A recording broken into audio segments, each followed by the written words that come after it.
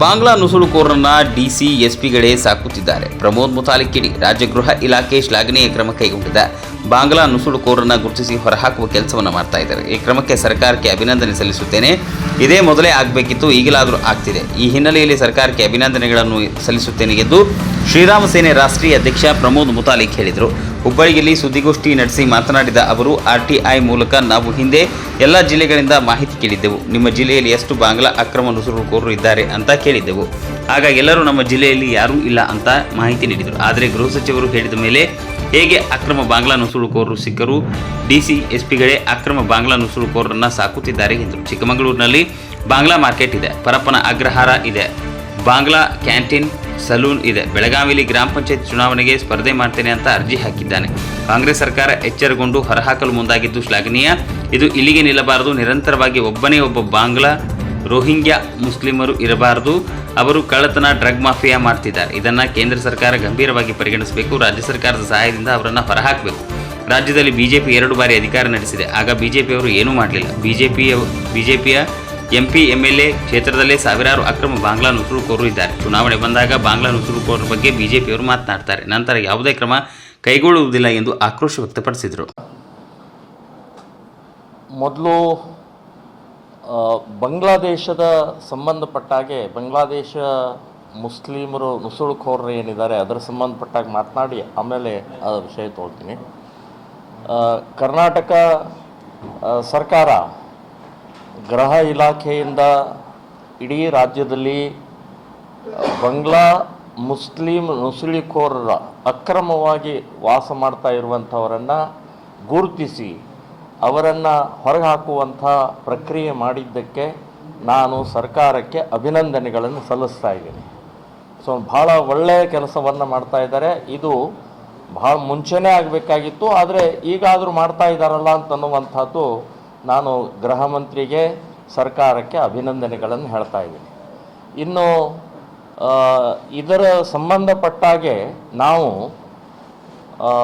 ಇದನ್ನು RTI ಮೂಲಕ ಒಂದು 15 ದಿನದ ಹಿಂದೆಯೇ ಇದರ ಸಂಬಂಧಪಟ್ಟಾಗೆ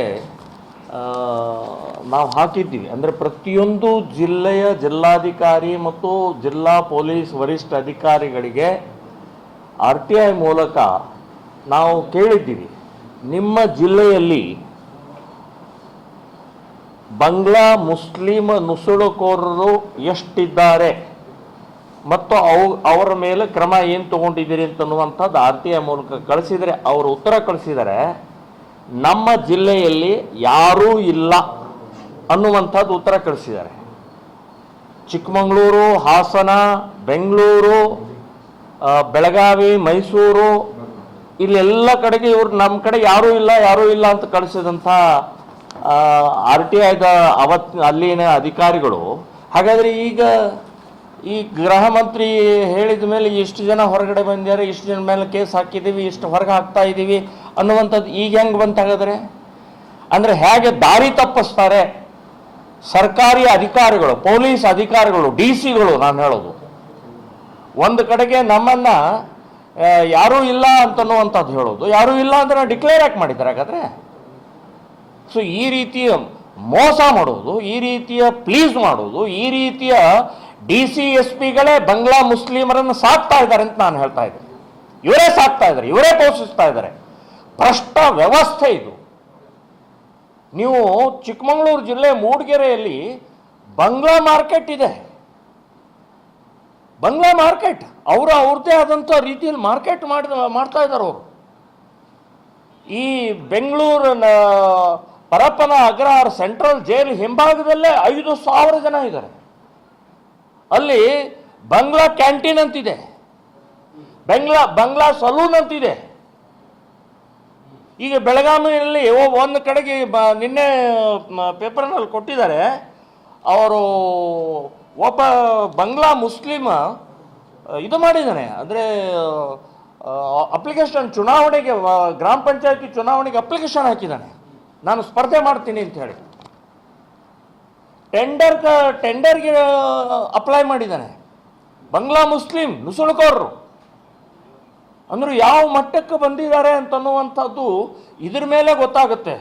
ಸೊ ಈ ರೀತಿ ಭಯಾನಕವಾದಂಥ ಸ್ಥಿತಿಗೆ ಇವತ್ತು ಕಾಂಗ್ರೆಸ್ ಸರ್ಕಾರ ಅಟ್ಲೀಸ್ಟ್ ಎಚ್ಚರಗೊಂಡು ಅವರನ್ನು ಗುರುತಿಸಿ ಹೊರಗೆ ಹಾಕುವಂಥ ಏನು ಪ್ರಯತ್ನ ಮಾಡ್ತಾ ಇದ್ದಾರಲ್ಲ, ಶ್ಲಾಘನೀಯ ಮಾತು. ನಾನು ಧನ್ಯವಾದ, ಅಭಿನಂದನೆಗಳನ್ನು ಹೇಳ್ತಾ ಇದ್ದೀನಿ. ಆದರೆ ಇಲ್ಲಿಗೆ ನಿಲ್ಲಬಾರ್ದು, ಬರೀ ಹೋರಾಟಕ್ಕೆ ಮಾತ್ರ ಹೋರಾಟದ ಹಿನ್ನೆಲೆಯಲ್ಲಿ ಅಥವಾ ನಾಳೆ ವಿಧಾನಸಭೆಯಲ್ಲಿ ಉತ್ತರ ಕೊಡೋಕ್ಕೆ ಕೇಳಿದರೆ ಅಂತನ್ನುವಂಥದ್ದು ಆಗಬಾರ್ದು. ಇದು ನಿರಂತರ ಜಾರಿಯಾಗಿ ಒಬ್ಬ ಮುಸ್ಲಿಂ ನುಸುಳುಕೋರು ಕೂಡ ಬಾಂಗ್ಲಾ ಮುಸ್ಲಿಮರು ಇಲ್ಲಿ ಇರಬಾರ್ದು, ರೋಹಿಂಗ್ಯಾ ಮುಸ್ಲಿಮರು ಇಲ್ಲಿ ಇರಬಾರ್ದು. ಶತ್ರುಗಳು, ಕ್ಯಾನ್ಸರ್ ವೈರಸ್ ಅದು. ಅವರು ಕನ್ನಡಿಗರ ಉದ್ಯೋಗವನ್ನು ಕಸಿತಾ ಇದ್ದಾರೆ, ವಸತಿಯನ್ನು ಕಸಿತಾ ಇದ್ದಾರೆ. ಇನ್ನು ಕಳ್ಳತನ ಇರ್ಬೋದು, ಡ್ರಗ್ ಮಾಫಿಯಾ ಇರ್ಬೋದು, ಸೆಕ್ಸ್ ಮಾಫಿಯಾ ಇರ್ಬೋದು, ಇದೆಲ್ಲವನ್ನೂ ಮಾಡ್ತಾ ಇದ್ದಾರೆ. ಇದನ್ನು ನಾನು ಹೇಳ್ತಾ ಇಲ್ಲ, ಇದು ಪೊಲೀಸ್ ಇಲಾಖೆನೇ ಇವತ್ತು ಹಿಡಿದಂಥ ವ್ಯಕ್ತಿಗಳು ಏನೇನು ಮಾಡ್ತಾ ಇದ್ದಾರೆ ಅಂತನ್ನುವಂಥದ್ದೆಲ್ಲ ಹೇಳ್ತಾ ಇದ್ದಾರೆ. ಇಲೆಕ್ಷನ್ಗೆ ಇವತ್ತು ಅವರು ಅಪ್ಲೈ ಮಾಡ್ತಾರೆ ಅಂತಂದರೆ ಎಲ್ಲಿವರೆಗೆ ಬಂದರು? ಟೆಂಡರ್ಗೆ, ಕಾಂಟ್ರಾಕ್ಟ್ ಟೆಂಡರ್ಗೆ ನೀವು ಮುಸ್ಲಿಮ ಅಪ್ಲೈ ಮಾಡ್ತಾರೆ ಅಂತಂದರೆ ಯಾವ ಮಟ್ಟಕ್ಕೆ ಬಂದರು ಅಂತನ್ನುವಂಥದ್ದು ಗಮನಿಸಬೇಕು. ಇದನ್ನು ಸೆಂಟ್ರಲ್ ಗೌರ್ಮೆಂಟ್ ಸೀರಿಯಸ್ ಆಗಿ ತೊಗೊಳ್ಬೇಕು.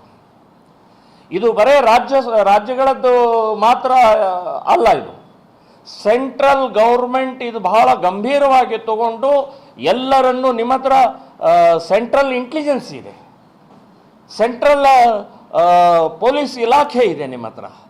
ಸೊ ಇದನ್ನು ಗಮನಿಸಿ ಕೋಆರ್ಡಿನೇಷನ್ದಿಂದ, ಎಲ್ಲ ರಾಜ್ಯ ಸರ್ಕಾರ ಕೋಆರ್ಡಿನೇಷನ್ದಿಂದ ಇವರನ್ನು ಹೊರಗೆ ಹಾಕಬೇಕು. ಬಹಳ ಮುಂದಿನ ದಿನಗಳಲ್ಲಿ ಗಂಭೀರವಾದಂಥ ಸ್ಥಿತಿಗೆ ನಿರ್ಮಾಣ ಆಗೋಕ್ಕಿಂತ ಮುಂಚೆನೇ ಇದನ್ನು ಎಚ್ಚರಗೊಳ್ಳಬೇಕು ಅಂತನ್ನುವಂಥದ್ದು ಕೇಂದ್ರ ಸರ್ಕಾರಕ್ಕೂ ಕೂಡ ನಾನು ಹೇಳ್ತಾ ಇದ್ದೀನಿ. ಮತ್ತು BJPಯ ಸರ್ಕಾರ ಬರೀ ಇವತ್ತು ಈ ಹಿನ್ನೆಲೆಯಲ್ಲಿ ಕರ್ನಾಟಕದಲ್ಲಿ ಇವತ್ತು BJP ಸರ್ಕಾರ 2 ಸಲ ಆಯಿತು. ಆವಾಗ ಬಾಂಗ್ಲಾದೇಶ ಮುಸ್ಲಿಮರು ಇರಲಿಲ್ವಾ? ಇದ್ರಲ್ಲ. ಸೊ ಆವಾಗ ಏನೂ ಮಾಡಲಿಲ್ಲ ಅವರು. ಇವತ್ತು ನನ್ನ ಸರ್ವೆ ಪ್ರಕಾರ ಬೆಂಗಳೂರು ನಗರದಲ್ಲಿ, ಚಿಕ್ಕಮಗಳೂರು ಜಿಲ್ಲೆ, ಹಾಸನದಲ್ಲಿ BJPಯ MP MLA ಕ್ಷೇತ್ರದಲ್ಲೇ ಸಾವಿರಾರು ಜನ ಇದ್ದಾರೆ. ನೀವು ಹೊರಗೆ ಹಾಕ್ಬೋದಲ್ಲ, ನೀವು ಗುರುತಿಸ್ಬೋದಲ್ಲ, ಬರೇ ಮಾತಾಡ್ತಾರೆ. ಸೊ ಈ ಹಿನ್ನೆಲೆಯಲ್ಲಿ ಇವತ್ತಿನ ಏನೋ ಒಂದು ಕರ್ನಾಟಕದ ಸರ್ಕಾರ ಬೆಳವಣಿಗೆ ತಗೊಳ್ತಾ ಇದೆ, ಒಳ್ಳೆಯ ಬೆಳವಣಿಗೆ. ದೇಶದ ಸುರಕ್ಷತೆ ಹಿನ್ನೆಲೆಯಲ್ಲಿ, ದೇಶದ ಒಂದು ಒಳ್ಳೆಯ ಬೆಳವಣಿಗೆ ಹಿನ್ನೆಲೆಯಲ್ಲಿ ಇದು ಮಾಡ್ತಾ ಇರುವಂಥ ಕಾರ್ಯ ಶ್ಲಾಘನೀಯವಾದ್ದು, ಅಭಿನಂದನಾರ್ಹವಾದ್ದು.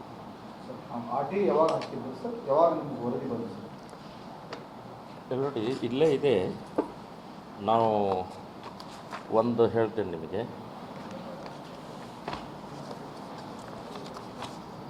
ಇಲ್ಲಿ ಡೇಟ್ ಇದೆ, ಡೇಟ್ ಇರೋದು ನೋಡಿ, ಇಲ್ಲಿದೆ. 12/5/26 ನಾವು RTI ಹಾಕಿದ್ದೀವಿ. ಅವರು ಉತ್ತರ ಕೊಟ್ಟಿದ್ದು 4/6/26 ಉತ್ತರ ಕೊಟ್ಟಿದ್ದಾರೆ. ಹಾಸನ ನಗರದ ಪೆನ್ಷನ್ ಮೊಹಲ್ಲಾ ಠಾಣಾ ವ್ಯಾಪ್ತಿಯಲ್ಲಿ ನೆಲೆಸಿದ್ದವರನ್ನು ಪತ್ತೆ ಹಚ್ಚಿ ಪ್ರಕರಣ ದಾಖಲಿಸಿ ಗಡೀಪಾರು ಮಾಡಲಾಗಿದೆ. ಇನ್ನು 2020-21 ಸಾಲಿನಲ್ಲಿ ಇರುವುದಿಲ್ಲ, 2021-22 ಇರುವುದಿಲ್ಲ. ಅಂದರೆ ಅವಾಗ ಇರಲೇ ಇಲ್ವಾ? ಹಾಗಾದರೆ ಹಾಂ, ಹೌದು, ಎಲ್ಲಿಂದ ಬಂದರು? ಅಲ್ಲ, ಒಂದು ವರ್ಷದ ಹಿಂದೆ ಅದೇ ಹಾಸನದಲ್ಲಿ ಒಬ್ಬ ಲೇಡಿ ಈ ಇದು ಮಾಡ್ತಾರಲ್ಲ, ಆಧಾರ್ ಕಾರ್ಡ್ ಮಾಡ್ತಾರಲ್ಲ, ಅವ್ರು ಸಿಕ್ಕಾಕೊಂಡು ಸಸ್ಪೆಂಡ್ ಆಗಿದ್ದಾರೆ. ಬಾಂಗ್ಲಾದೇಶಿ ಮುಸ್ಲಿಮರಿಗೆ 100 ಆಧಾರ್ ಕಾರ್ಡ್ ಮಾಡಿಕೊಟ್ಟಿದ್ದಾರೆ ಅಂತ ಸಿಕ್ಕಾಕೊಂಡಿದ್ದಾರೆ, ಸಸ್ಪೆಂಡ್ ಮಾಡಿದ್ದಾರೆ 1 ವರ್ಷದ ಹಿಂದೆ. ಈಗ ಹೇಳ್ತಾರೆ ಇಲ್ಲ ಇಲ್ಲ ಇಲ್ಲ ಅಂತ ಇದು ಕೊಡ್ತಾರೆ. ಅಂದರೆ ಯಾವ ರೀತಿಯ ನನ್ನ ಹೆಸರಿನಲ್ಲೇ ಹಾಕಿದ್ದೀನಿ RTO ಇದು. ಇನ್ನು ಸಾಮಾನ್ಯ ಜನರು ಹಾಕಿದರೆ ಏನು ಪರಿಸ್ಥಿತಿ ಆಗೋದು? ಹೇಗೆ ದಾರಿ ತಪ್ಪಿಸ್ತಾರೆ ಇವರು ಅಂತ. ನೀವು ಇಲ್ಲೇ ವಾಸ ಮಾಡ್ತಾರೆ, DC ಅವರೇ, SP ಅವರೇ, ನೀವು ಇಲ್ಲೇ ವಾಸ ಮಾಡ್ತೀರಿ, ಇಲ್ಲಿ ನಿಮಗೂ ಕೂತು ಬರುತ್ತೆ. ಇದೇ ಬಾಂಗ್ಲಾದೇಶಿಗಳು ನಿಮ್ಮನ್ನು ಬಿಡುವುದಿಲ್ಲ ಅಂತನ್ನುವಂಥದ್ದು ಕೂಡ ಅರಿವಿಲ್ಲದಂಥ ಇವತ್ತಿನ ಈ ವ್ಯವಸ್ಥೆ ಹಿನ್ನೆಲೆಯಲ್ಲಿ ನಾವು ಇವತ್ತು ಸರ್ಕಾರ ಗೃಹ ಮಂತ್ರಿ ತಗೊಂಡಂಥ ಕಾರ್ಯ ಶ್ಲಾಘನೀಯವಾಗಿದೆ. ಇದು ಒಂದು.